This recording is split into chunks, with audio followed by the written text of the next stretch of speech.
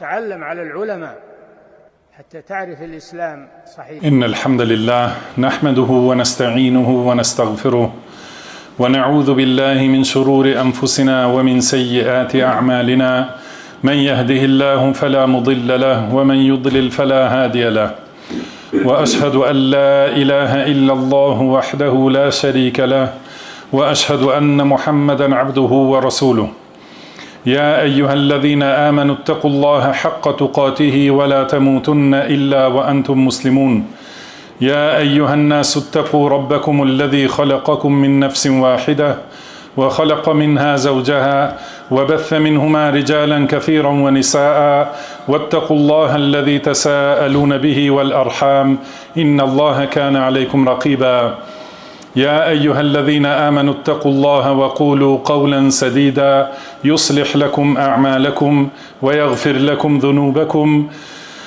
ومن يطع الله ورسوله فقد فاز فوزا عظيما أما بعد فإن أصدق الحديث كتاب الله وخير الهدي هدي محمد صلى الله عليه وسلم وشر الأمور محدثاتها وكل محدثة بدعة وكل بدعة ضلالة وكل ضلالة في النار.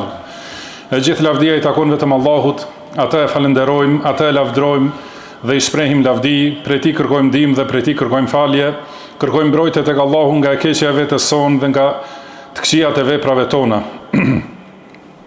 Ka udhëzon Allahu s'ka kush e devion dhe ka e devion Allahu s'ka kush e udhëzon.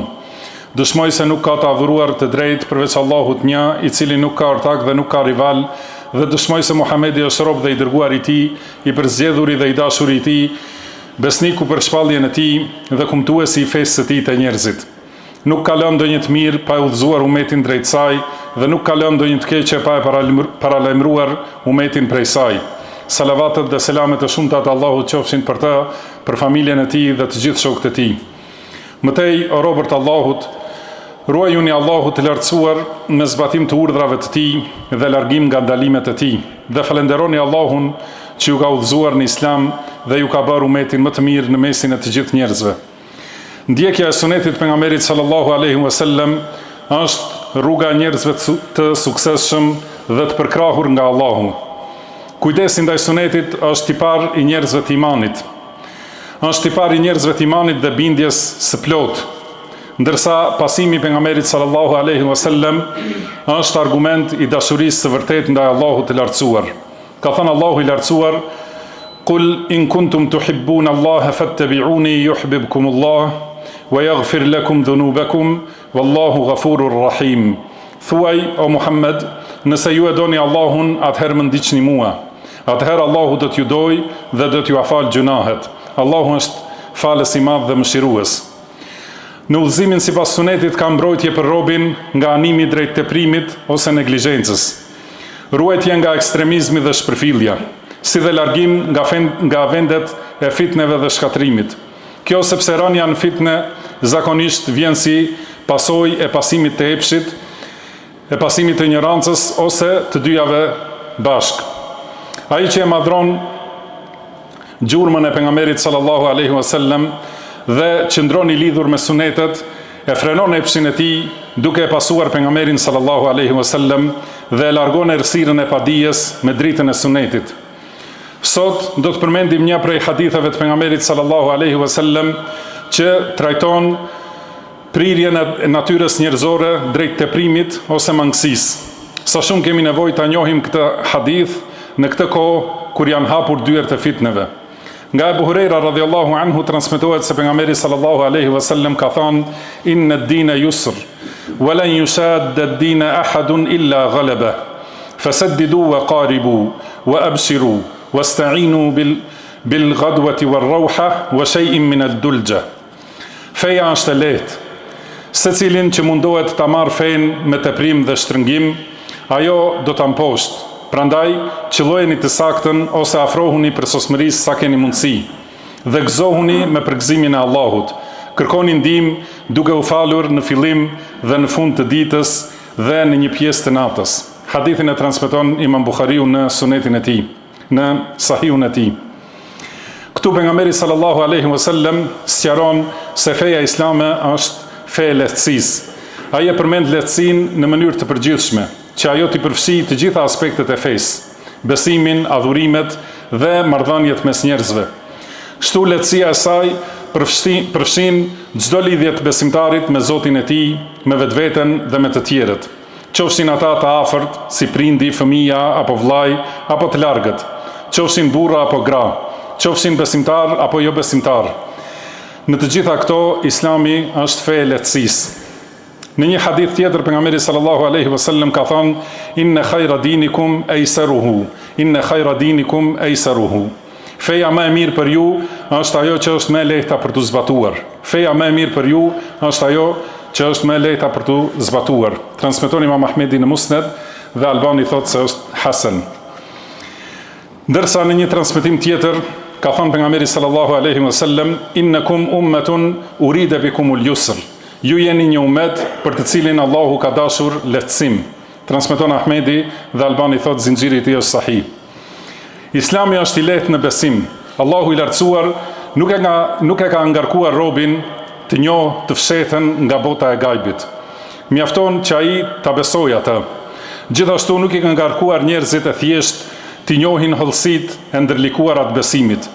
Përkundrazi, çdo njeri mund ta realizojë imanin me fjalën e tauhidit, duke shqiptuar atë me bindje dhe duke besuar në detyrat që i përmban ajo. Besimi islam është besimi i qartë, i pastër dhe në përputhje të plot me logjikën e shëndosh dhe natyrshmërinë e pastër të njeriut. Nuk ka komplikime të pasqarueshme, nuk ka besime që janë kundërthënëse mes veti. Islami është i lehtë në adhurim. Detyrimet fetare nuk janë të shumta dhe as të lodhshme. Namazi u lehtësua nga 50 në 5 kohë. Janë vetëm 5 namaze që përsëriten brenda ditës dhe natës në kohëra të përshtatshme. Për lehtësimin e tij, Allahu e ka bërë të ligjshme faljen me xhamat që të jetë ndihmë dhe përkujtim. Për kryerjen e këtij obligimi të lehtë, Allahu ka sjellë shpërblime të shumta dhe përfitime të panumërta në jetën e kësaj bote dhe në ahiret. Zakati është obligim vetëm për të pasurit që e kanë sasinë e caktuar të nisabit dhe që kjo pasuri flen pronësinë e tyre për një vit të plot. Prej kësaj pasurie duhet të japin vetëm një pjesë nga 40 pjesë. Dhënia e zakatit u plotëson fenë të pasurve, u pastron dhe u arrit pasurinë. Agjerimi është obligim vetëm një muaj brenda vitit.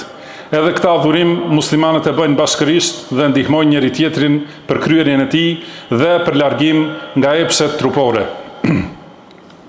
Këtë sakrificë Allahu u kompenson me përforcim të shëndetit, shtim të shpërblimeve dhe pastrim të shpirtit dhe trupit. Haxhin dhe umren Allahu ka bërë obligim vetëm një herë në jetë dhe është obligim vetëm për ata që kanë pasuri dhe fuqi fizike për ta kryer. Në kryerjen e këtij obligimi ka mirësi dhe përfitime që nuk mund të numërohen. Allahu thot: "Liyashhadu manafi'a lahum", që të dëshmojnë dobi për ta, domethënë dobi të fesë, dynjas dhe të ahiretit. Adhurimet vullnetare i plotësojnë mangësitë e adhurimeve të detyrueshme.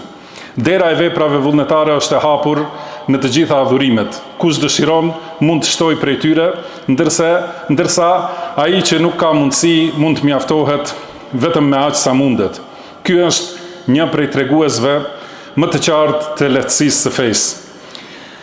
Islami është i lehtë në marrëdhënie dhe transaksione mes njerëzve, si dhe në përditshmërinë e jetesës.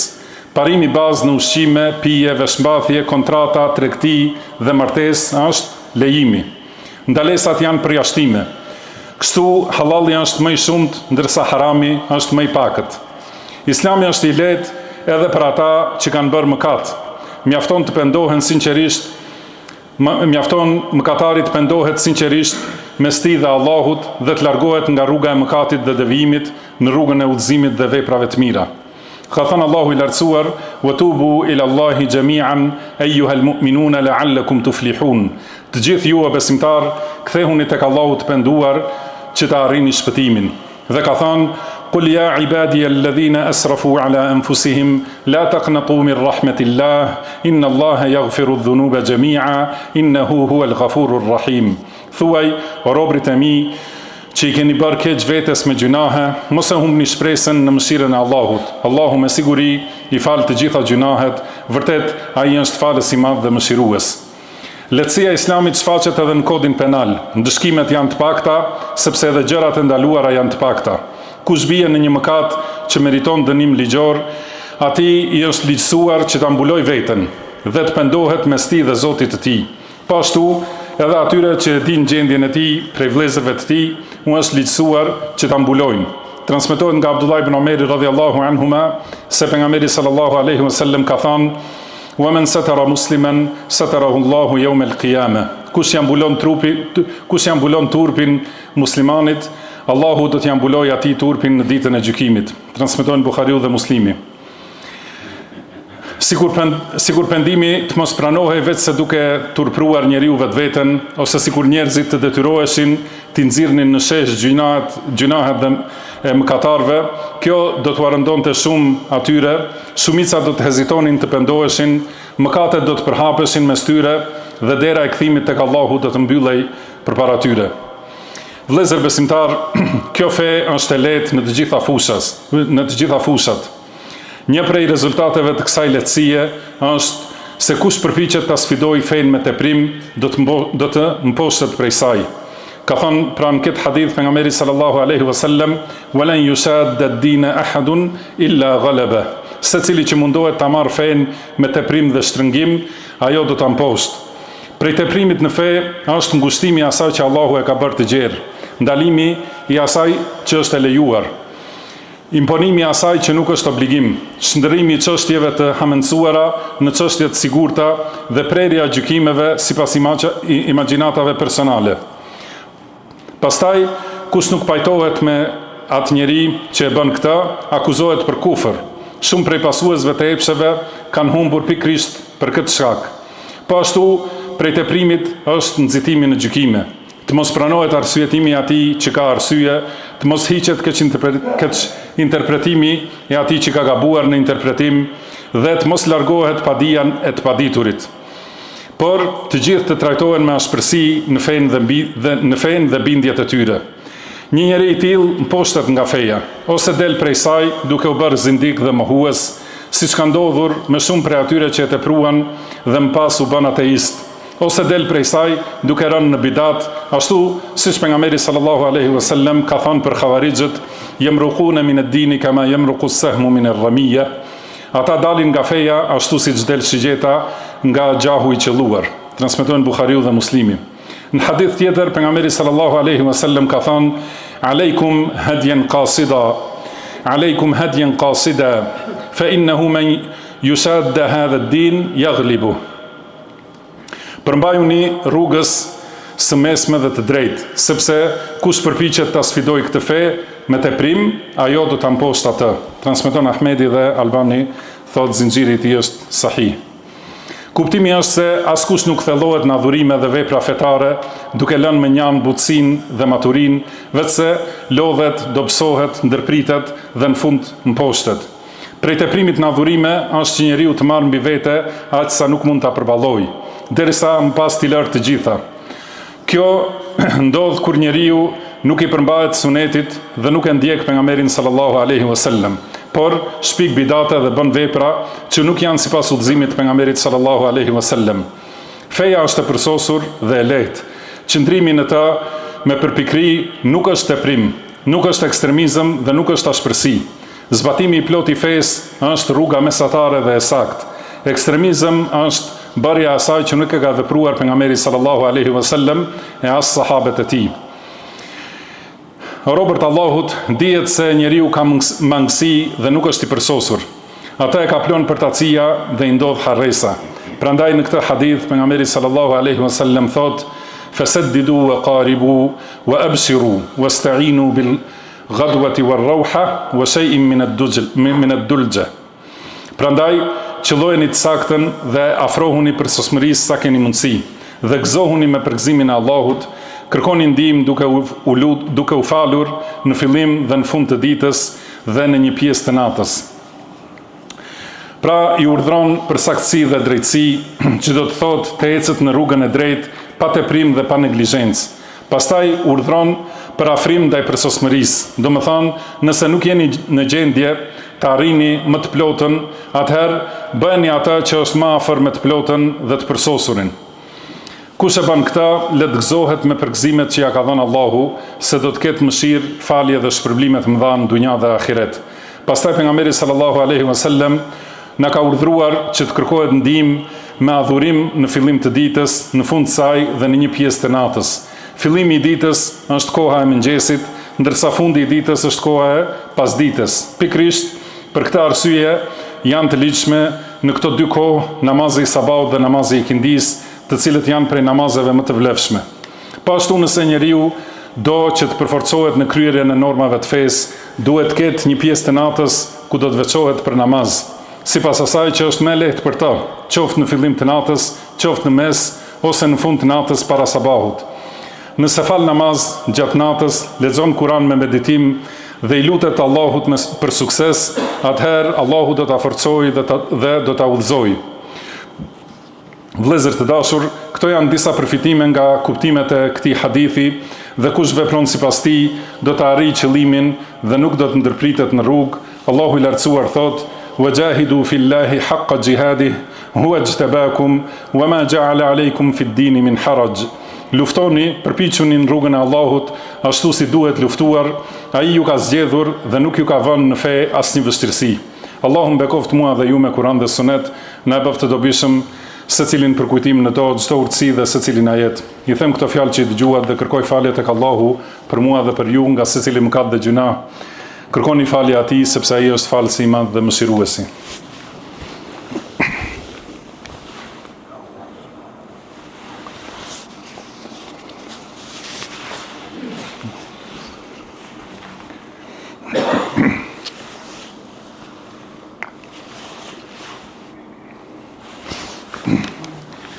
الحمد لله على إحسانه والشكر له على توفيقه وامتنانه وأشهد أن لا إله إلا الله وحده لا شريك له تعظيما لشأنه وأشهد أن محمدا عبده ورسوله الداعي إلى رضوانه صلى الله عليه وعلى آله وأصحابه وإخوانه وسلم تسليما مزيدا. E gjithë lavdia i takon Allahut për secilën mirësi, atë falenderojmë për suksesin dhe për çdo dhunti. Dëshmoj se nuk ka të adhuruar me të drejtë përveç Allahut një dhe i vetëm dhe i pastër nga çdo ortakri. Dhe dëshmoj se Muhamedi është rob dhe i dërguari i Allahut, i cili thiri për tauhid, moral dhe çdo mirësi. Salavatet dhe selamet e shumta të Allahut qofshin për të, për familjen dhe shokët e tij në përgjithësi. Mëtej, ruajuni Allahut duke bërë vepra të mira, sepse kush ruhet me takwa, Allahu e ruan, e mbron dhe ai i mjafton. Ka thënë Allahu i lartësuar: "Men amila salihan min dhakarin aw untha wa huwa mu'minun falanuhyiyannahu hayatan tayyibah wa lanajziyannahum ajrahum bi ahsani ma kanu ya'malun." Cilin do që bën vepra të mira, qoftë mashkull apo femër, duke qenë besimtar, ne do ta bëjmë që të kalojë një jetë të bukur dhe do ta shpërblejmë sipas veprave më të mira që i ka bërë. Robert Allahut, gjëja më e çmuar që ka besimtari është imani i tij, ndërsa humbja më e madhe është humbja e fesë së tij. Nuk ka humbje që mund të krahasohet me humbjen e fesë. Prandaj është detyrë e besimtarit të mësoj se si ta ruaj fenë, ta forcoj imanin dhe si të ngjitet në shkallët e adhurimit, derisa të arrijë për sosmërinë ose të afrohet asaj, pa u ndërprer rrugës për shkak të teprimit. Transmetohet nga Anas ibn Maliku radhiyallahu anhu se pejgamberi sallallahu alaihi wasallam ka thënë: "Inna hadha ad-din matin, fa awghilu fihi bi rifq." Kjo fe është e fuqishme, prandaj zhytuni në të me butësi dhe maturi. Transmeton Ahmedi dhe Albani thot Hasan. Thirrja e pejgamberit sallallahu alaihi wasallam për të hyrë dhe për të zhytur në fe me butësi dhe maturi përmban një udhëzim të qartë që të mos sfidohet feja me teprim. Kjo sepse thellimi në fe me ashpërsi dhe forcim të tepruar çon në përballje me fenë, e më pas në ndërprerje ose edhe në dalje prej saj. Shpeshherë teprimi dhe zhytja në fe me ashpërsi kanë sjellë si pasojë vetpëlqimin, vetlavdrimin, mahnitjen me vetveten, mendimin e keq për muslimanët, nënçmimin e tyre, madje edhe urrëtitjen ndaj tyre. Kjo ka ndodhur me grupe të ndryshme të ekstremistëve. Ata kur menduan mirë për veten e tyre dhe u mahniten me bindjet dhe adhurimet e tyre, filluan të mendojnë keq për të tjerët.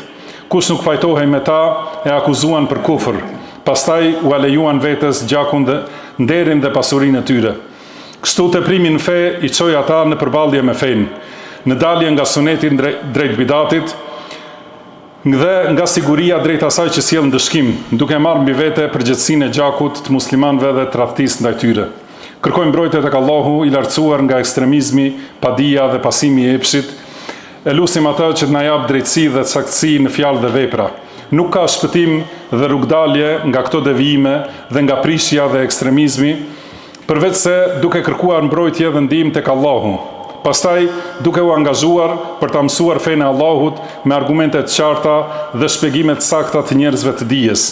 Pastaj gjithashtu muslimani duhet të angazhohet me sinqeritet dhe vendosmëri që ta përmirësoj veten, duke zbatuar fenë saktësisht në përpikri, ose duke u munduar t'i afrohet sa ka mundësi asaj përpikrije.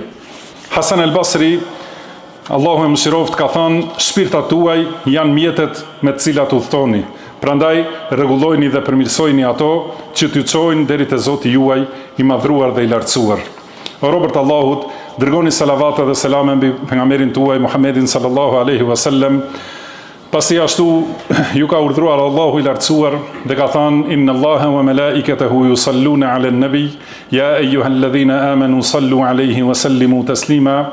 Vërtet Allahu jep salavat pejgamberit dhe me lajket luten për ta me salavat. O ju që keni besuar, dërgoni salavat për ta dhe përshëndeteni me selam. Dhe pejgamberi sallallahu alaihi wasallam ka thënë: men salla alayya salatan sallallahu alaihi biha 10. Kush më dërgon mua një salavat, Allahu atij jep salavat 10 herë.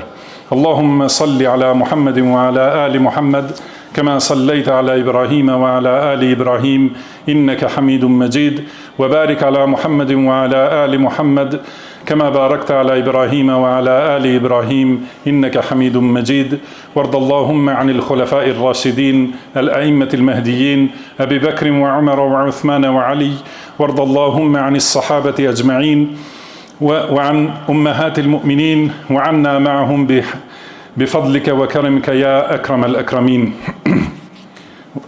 وأقم الصلاة.